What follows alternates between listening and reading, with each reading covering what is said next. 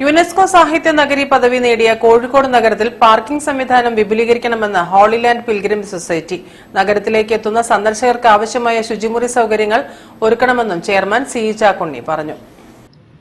സാഹിത്യ പദവി നേടിയ കോഴിക്കോട് നഗരത്തിന്റെ പെരുമ കണ്ടും കേട്ടും വായിച്ചറിഞ്ഞും ദേശീയ അന്തർദേശീയ ടൂറിസ്റ്റുകളുടെ കോഴിക്കോട് സന്ദർശനം ഗണ്യമായി വർദ്ധിച്ചിരിക്കുകയാണെന്നും എന്നാൽ അതിനനുസരിച്ച് ആനുപാതികമായ പാർക്കിങ്ങും അനുബന്ധ സൌകര്യങ്ങളും കോഴിക്കോട്ട് വർദ്ധിക്കുന്നില്ലെന്നും ഹോളിലാൻഡ് പിൽഗ്രിം സൊസൈറ്റി യോഗം കുറ്റപ്പെടുത്തി.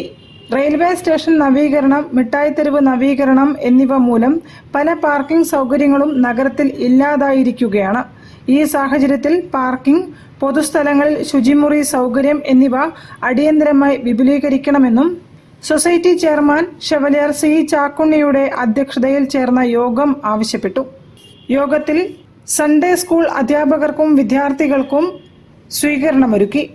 കോഴിക്കോട് യുനെസ്കോ സാഹിത്യ നഗര പദവി നേടിയതിനോടനുബന്ധിച്ചും ശ്രേഷ്ഠ കാത്തോലിക്ക ബാവയുടെ സ്ഥാനാരോഹണത്തോടനുബന്ധിച്ചും പുറത്തിറക്കിയ സ്റ്റാമ്പും ഉപഹാരങ്ങളും സംഘാംഗങ്ങൾക്ക് നൽകി.